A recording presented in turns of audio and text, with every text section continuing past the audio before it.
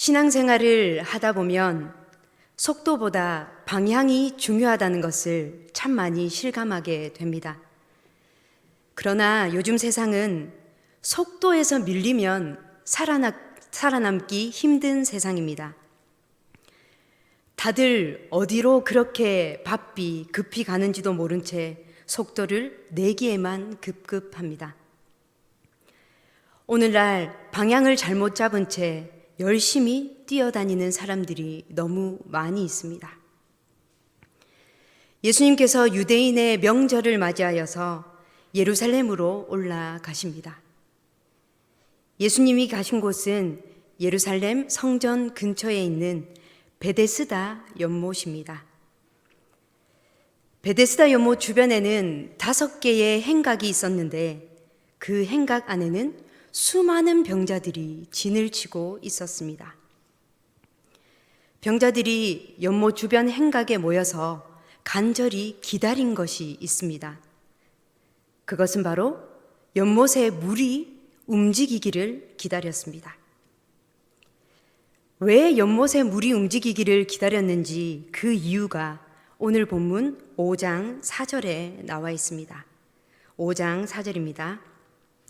이는 천사가 가끔 못에 내려와 물을 움직이게 하는데 움직인 후에 먼저 들어가는 자는 어떤 병에 걸렸든지 낫게 되밀어라. 성경을 읽다 보면 관로가 되어 있는 부분을 보게 됩니다. 성경에 관로가 되어 있다는 것은 이 부분이 확실하지 않다는 의미이지요. 오늘 본문 3절 하반절에서 4절에 관로가 되어 있는 부분을 발견하게 되는데 이 부분은 하나님의 말씀이나 율법이 아니라 사람들 사이에서 전해져 내려오는 민간 신앙이었다고 말할 수 있습니다. 베데스다 연못 주변 행각에 수많은 병자들이 모여 있습니다. 가끔 연못에 물이 움직일 때가 있는데 이때 가장 먼저 물에 들어가는 사람은 그 사람의 병이 어떤 병이든지 낫게 된다는 것입니다. 이 소문이 진짜인지 아닌지, 물이 움직일 때 가장 먼저 물에 들어갔던 사람 중에 병 고침을 받은 사람이 있었는지 없었는지는 확인할 길이 없습니다. 다만 이런 소문이 민간 신앙으로 사람들 사이에 이미 퍼져 있었다는 사실입니다. 학자들에 의하면 베데스다 연못의 물이 움직이는 이유를 이렇게 말하곤 합니다. 연못 아래에 온천수가 흐르고 있는데 그 온천수 지층에서 물이 분출하여서 베데스다 연못의 물이 움직이는 것이 아닌가 추론하고 있습니다. 그런데 유대인들은 이런 현상을 천사들이 내려와서 물을 휘젓는 것으로 여기고 민간 신앙으로 이어져 내려온 것입니다. 천사가 내려와서 물을 휘젓는 그때에 가장 먼저 물에 들어가면 병이 깨끗하게 낫는다고 믿은 것입니다. 수많은 병자들이 모여있는 베데스다 연못에 구원자, 치유의 근원이신 예수님이 오십니다. 많은 병자들 가운데 유독 예수님의 눈에 들어온 한 사람이 있습니다. 38년 동안 병을 앓고 있는 자입니다. 예수님께서 그에게 다가가 이렇게 물으십니다. 6절입니다. 예수께서 그 누운 것을 보시고 병이 벌써 오래된 줄 아시고 이르시되 내가 낫고자 하느냐. 내가 낫고자 하느냐. 병 때문에 그곳에 와 있는 그 병자에게, 그것도 38년이나 병으로 고생하고 있는 자에게 내가 낫고자 하느냐라는 질문은 상식적으로 이해가 되지 않습니다. 베데스다 연못에 병자들이 모여 있는 이유는 병이 낫기 위함입니다. 낫기 위해서 베데스다 연못에 나와 있는 병자에게 내가 낫고자 하느냐는 질문은 너무 황당합니다. 사실은 정말 낫고자 하면 나를 의지하라는 예수님의 숨은 의도가 담긴 질문이기도 합니다. 그런데 38년 된 이 병자의 대답이 더 가관입니다. 7절 말씀입니다. 병자가 대답하되 주여 물이 움직일 때에 나를 못에 넣어주는 사람이 없어 내가 가는 동안에 다른 사람이 먼저 내려가나이다. 세상에 이런 동문서답이 어디 있습니까? 내가 낫고자 하느냐라고 물으시면 예, 예수님, 제가 낫고 싶습니다 라고 말하든지 아니요, 괜찮습니다 라고 대답하면 되는데 이 사람은 전혀 엉뚱한 대답을 하고 있습니다. 38년 된 병자는 왜 이런 대답을 할까요? 그건 그 사람의 소원이 바뀌었다는 증거입니다. 처음에는 낫기를 원했을 것입니다. 그래서 누구의 도움을 받았던 어떠한 방법을 써서 베데스다 연못으로 왔겠지요. 언제부터 그곳에 와 있었는지는 모르겠지만 꽤 오랫동안 그곳에서 머물렀다는 것을 알 수 있습니다. 그러나 시간이 지날수록 이 사람의 소원이 바뀌어 버린 것입니다. 이 병자의 상황을 상상해 보십시오. 베데스다 연못이 온천수였든 어쨌든 분명한 것은 이 연못의 물이 움직일 때가 있었을 것입니다. 연못 주변의 모든 병자들은 물이 움직이기만을 기다리며 긴장 가운데 연못을 바라보고 있습니다. 드디어 물이 움직이기 시작합니다. 그런데 이곳은 물이 움직일 때에 가장 먼저 물에 들어가는 사람의 병이 낫는다라는 원칙이 지배하는 사회입니다. 그렇다면 어떤 현상이 일어났을까요? 치열한 경쟁이 일어났겠지요. 서로 먼저 물에 들어가려고 짓밟고 넘어뜨리고 싸우고 난장반이었을 것입니다. 38년 된 병자는 이러한 경쟁에서 계속 밀려난 것입니다. 오랜 질병 때문에 거동이 불편해서 이 경쟁에서 도저히 이길 수가 없었습니다. 이 베데스다 연못은 이 중환자를 위한 배려가 전혀 없는 인생의 치열한 전쟁터였던 것입니다. 경쟁에서 밀리고 밀리다 보니 이 병자의 마음은 처음의 목적과 다르게 바뀌어 버린 것입니다. 물에 가장 먼저 들어간다고 해서 병이 나을지 낫지 않을지 모르지만 그곳에 모인 병자들은 지푸라기라도 잡고 싶은 심정으로 그곳에 나와 있었습니다. 그러나 시간이 지날수록 낫고자 하는 마음은, 낫고자 하는 소원은 사라지고 이것이 미신이든 미신이 아니든 병자들의 마음이 바뀌어 버린 것입니다. 물이 움직일 때에 제일 먼저 저 연못에 들어가 봤으면 좋겠다. 병이 낫고 안 낫고는 그 다음 문제고 물이 움직일 때 누군가가 나를 가장 먼저 물에 넣어주면 여한이 없겠다. 베데스다 연못이라는 사회가 정해놓은 원칙을 향해 달려가는 동안 그의 소원이 바뀌어 버린 것입니다. 낫고자 하는 소원에서 다른 사람보다 가장 빨리, 제일 먼저 1등으로 연못에 들어가고자 하는 소원으로 바뀌어 버린 것입니다. 가장 안타까운 것은 치유의 주님, 능력의 주님이 눈앞에 계심에도 불구하고 그는 지금 동문서답을 하고 있는 것입니다. 예수님은 뒤처지고 실패하여 소원이 바뀌어버린 이 병자의 마음을 이미 아시고 내가 낫고자 하느냐라고 물으신 것입니다. 예수님은 내가 낫고자 하느냐라는 질문을 통해 그가 정말 치유 자체를 원하는지 아니면 치유를 위해 베데스다 사회가 정해놓은 원칙을 원하는지를 분명하게 드러내고 계신 것입니다. 예수님은 38년 된 병자의 이 치유의 사건을 통해서 진정한 치유가 어디에 있고 치유의 근원이 누구로부터 시작되는지를 가르쳐주고 계십니다. 사실 오늘 본문은 38년 된 병자가 예수님의 은혜로 치유받았다라는 이 기적 너머에 또 다른 의미를 포함하고 있습니다. 이 치유의 사건은 오늘 본문 바로 뒷부분에 나오는 안식일의 문제와 직접적으로 연관이 되어 있습니다.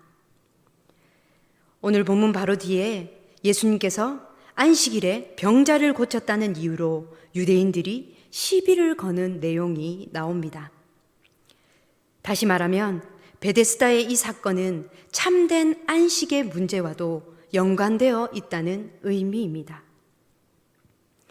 우리가 자주 쓰는 단어 가운데 참된 평안, 참된 만족, 참된 안식과 가장 가까운 단어는 행복이라고 생각합니다. 그렇다면 예수님께서 38년 된 병자에게 하신 질문은 이렇게 바꿀 수 있습니다. 내가 행복하기를 원하느냐? 현재를 살아가는 우리에게 예수님께서 내가 행복하기를 원하느냐라고 질문하신다면 우리는 어떻게 대답하시겠습니까? 사실 이 질문 또한 어이없고 황당합니다. 사람이라면 누구나 태어나서부터 죽을 때까지 행복하길 원하는 것은 당연하기 때문입니다. 그런데 놀라운 것은 내가 행복하길 원하느냐라고 질문하시는 이 예수님의 질문에 38년 된 병자처럼 그 누구도 선뜻 예, 예수님, 제가 행복하길 원합니다 라고 대답하지 못한다는 사실입니다. 물이 움직일 때에 가장 먼저 물에 들어가는 사람의 병이 낫는다라는 베데스다 연못이 정해놓은 원칙에 매여 있는 것처럼 행복을 위해 이 세상이 정해놓은 원칙에 사로잡혀 있기 때문입니다. 그래서 예수님께서 내가 행복하길 원하느냐고 물으실 때 사람들은 세상이 정해놓은 행복의 조건들을 들먹입니다. 예수님, 제가 아직 물질이 풍족하지 않은데요. 예수님, 아직 제 자녀들이 자리를 잡지 못했는데요. 예수님, 제가 아직 어떠한 위치에 올라가 있지 않은데요. 행복 그 자체보다는 돈, 자녀, 집, 건강, 그리고 삶의 모든 문제들, 행복을 위해 이 세상이 정해놓은 원칙들을 향해 달려가는 동안 우리들의 소원이 바뀌어 버린 것입니다. 어느 누구도 행복 그 자체를 원하는 사람이 없습니다.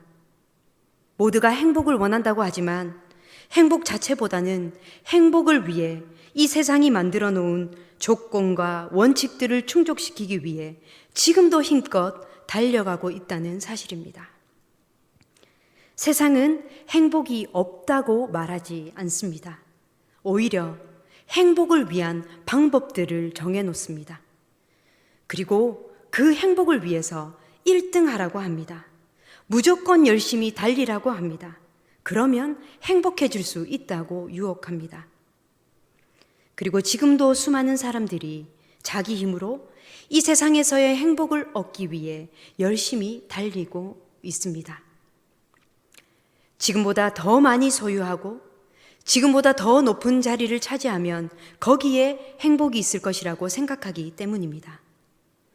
그러나 열심히 노력하고 달려보지만 행복에 도달하지 못하는 이유는 한 가지입니다.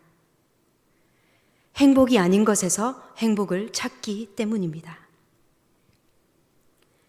이러한 세상의 원칙이 하나님을 믿고 따르는 교회와 성도들의 마음속에도 깊이 침투해 있다는 것이 문제입니다. 우리 자신에게 이 시간 질문해 보시기 바랍니다. 나는 행복해지기를 원하는가? 아니면 행복의 조건들을 갖추어 성공하기를 원하는가? 목표를 세우는 것 자체는 나쁜 것이 아닙니다. 그러나 그 목표가 정말 하나님을 위한 것인지 나를 위한 것인지 우리는 고민해 보아야 합니다.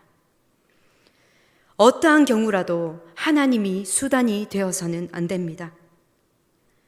결정은 우리 스스로가 다 해버리고 목표도 이미 다 정해놓고 하나님께 도와달라고 부르짖는 것은 주객이 전도된 것입니다.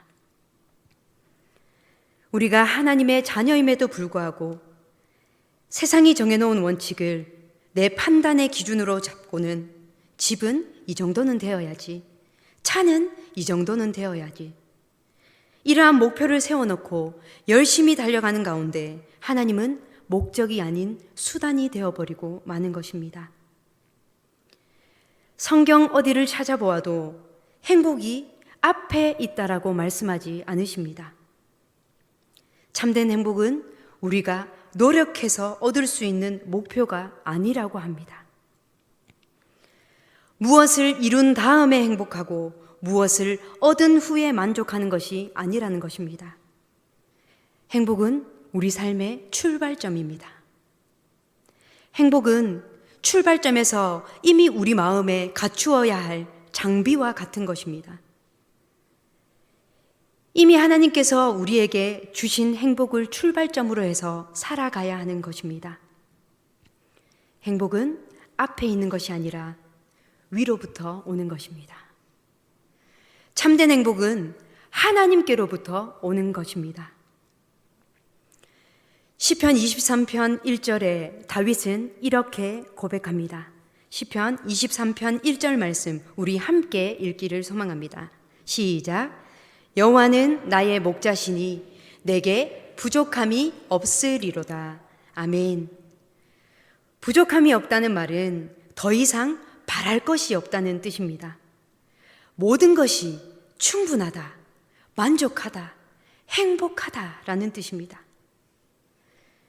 다윗은 하나님이 나의 목자이시기에 부족함이 없다라고 고백합니다. 하나님 한 분으로 인해 나는 행복합니다 라고 선언하는 것입니다. 그가 왕이라서요? 모든 것을 누릴 수 있는 돈이 있어서요? 그의 삶이 평탄했기 때문에요? 아닙니다. 다윗만큼 파란만장한 삶을 산 사람도 없습니다. 그럼에도 불구하고 나는 부족함이 없습니다 라고 고백한 이유는 여호와 하나님이 그의 목자가 되시기 때문입니다. 하나님께서 그의 인생의 목자가 되어주시니까 양같이 연약한 자신도 부족함이 없다고 고백할 수 있는 것입니다. 하나님께서 목자가 되셔서 자신의 삶을 너무나도 완벽하게 인도해 주신다는 것을 확고하게 믿으니까 내게 부족함이 없습니다. 내가 사망의 음침한 골짜기를 걸어간다 할지라도 나는 두렵지 않습니다 라고 고백하는 것입니다. 이사야 55장 2절은 이렇게 말씀합니다. 제가 읽겠습니다. 너희가 어찌하여 양식이 아닌 것을 위하여 은을 달아주며 배부르게 하지 못할 것을 위하여 수고하느냐. 내게 듣고 들을지어다. 그리하면 너희가 좋은 것을 먹을 것이며 너희 자신들이 기름진 것으로 즐거움을 얻으리라. 아멘. 이사야 선지자가 답답해서 이렇게 외치고 있습니다. 왜 배부르게 하지 못할 것을 위해 수고하느냐? 왜 행복이 아닌 것에서 행복을 찾고 있느냐? 참된 행복은 하나님 안에 있다라는 말씀입니다. 시편 16편 2절은 말씀합니다. 내가 여호와께 아뢰되 주는 나의 주님이시오니 주 밖에는 나의 복이 없다 하였나이다. 아멘. 하나님께서 주시지 않으시면 이 세상에서 아무도 행복할 수 없습니다. 그리스도인들은 행복하기 위해서 사는 사람들이 아니라 이미 하나님 때문에 행복해서 사는 사람들입니다. 이미 행복해서 공부하는 것이고, 이미 행복해서 일하는 것이고, 이미 행복해서 하나님께서 맡겨주신 일을 감당하며 사는 사람들이 그리스도인입니다. 지금 감사하지 못하고, 지금 만족하지 못하고, 지금 행복하지 않은 사람은 하나님이 원하시는 삶을 살아내기가 어렵습니다. 그래서 바울은 데살로니가전서 5장 16절에서 18절에 이렇게 말씀합니다. 우리 함께 봉독하겠습니다. 시작. 항상 기뻐하라. 쉬지 말고 기도하라. 범사에 감사하라. 이것이 그리스도 예수 안에서 너희를 향하신 하나님의 뜻이니라. 아멘. 우리가 예수님 안에서 항상 기뻐하고 쉬지 않고 기도하고 모든 일에 감사하는 것이 하나님의 뜻입니다. 우리가 예수님 때문에 지금 행복한 것이 하나님께서 원하시는 바람이요 간절한 소원이라는 것입니다. 예수님 때문에 지금 행복한 사람만이 순수하게 하나님만 목표로 삼고 자신의 사명을 감당할 수 있습니다. 행복의 근원이신 아버지 하나님께서 내 아빠가 되시는데, 행복의 근원이신 예수님이 나와 함께 하시는데 왜 우리는 행복이 마치 앞에 있는 것처럼 그것을 목표로 삼고 세상 사람들과 같이 세상이 정해놓은 행복의 원칙을 향해 달려가고 있는지 우리 자신을 되돌아봐야 합니다. 예수님을 믿는 사람이든 믿지 않는 사람이든 저를 포함해서 요즘 대부분의 사람들이 마음에 평안이 없고 여유가 없습니다. 무언가를 얻기 위해 열심히 달리고는 있는데 도대체 무엇을 얻기 위해 달리고 있는지 모르겠습니다. 지금 예수님 때문에 행복하지 않으면 나중에도 행복할 수 없습니다. 오늘 본문을 통해 하나님께서 우리에게 주시는 메시지는 우리의 삶의 방향을 바꾸라는 것입니다. 이 세상이 정해놓은 원칙, 우리가 태어나서부터 보게 되고 익히게 되고 익숙해져 있는 세상 가치관으로부터 탈출하라는 것입니다. 참된 행복은 세상에 있는 것이 아니라 하나님께로부터 오는 것입니다. 참된 행복은 앞에 있는 것이 아니라 위로부터 오는 것입니다. 지금 나는 주님 한 분만으로 만족한다. 나는 하나님 때문에 행복하다. 이 마음으로 주님의 뜻을 이루어 드리는 것이 믿음인데, 마치 행복이 앞에 있는 것처럼 하나님을 수단으로 해서 세상의 가치관과 세상의 만족을 향해 달려가고 있는 걸음을 멈추어야 합니다. 삶의 방향을 바꾸지 않는 한 지금도 나중에도 행복할 수 없고 피곤과 염려의 악순환 속에서 벗어날 수 없는 치열한 경쟁 인생을 살 수밖에 없습니다. 우리는 이미 하나님으로 인해 행복한 자들입니다.